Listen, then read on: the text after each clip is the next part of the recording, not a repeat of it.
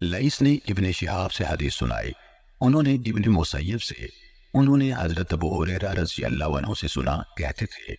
رسول اللہ صلی اللہ علیہ وسلم نے فرمایا، اس ذات کی قسم جس کے ہاتھ میں میری جان ہے، یقیناً قریب ہے کہ عیسیٰ ابن مریم علیہ السلام تم میں اتریں گے، انصاف کرنے والے حاکم ہوں گے، بس وہ صلیب کو توڑ دیں گے، خنزیر کو قتل کریں گے، جزیہ ختم کر دیں گے، اور مال کی فراوانی ہو جائے گی، حتیٰ کہ کوئی اس کو قبول نہ کرے گا۔ صحیح مسلم حدیث نمبر 389۔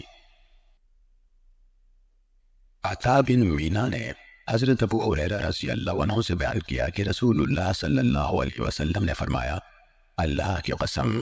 یقیناً عیسیٰ بن مریم علیہ السلام عادل حاکم یعنی فیصلہ کرنے والے بن کر اتریں گے، ہر صورت میں صلیب کو توڑیں گے، خنزیر کو قتل کریں گے، اور جزیہ موقوف کر دیں گے، جوان اونٹنیوں کو چھوڑ دیا جائے گا، اور ان سے محنت و مشقت نہیں لی جائے گی، یعنی دوسرے وسائل میسر آنے کی وجہ سے ان کی محنت کی ضرورت نہ ہوگی، لوگوں کے دلوں سے عداوت، باہمی بغض و حسد ختم ہو جائے گا،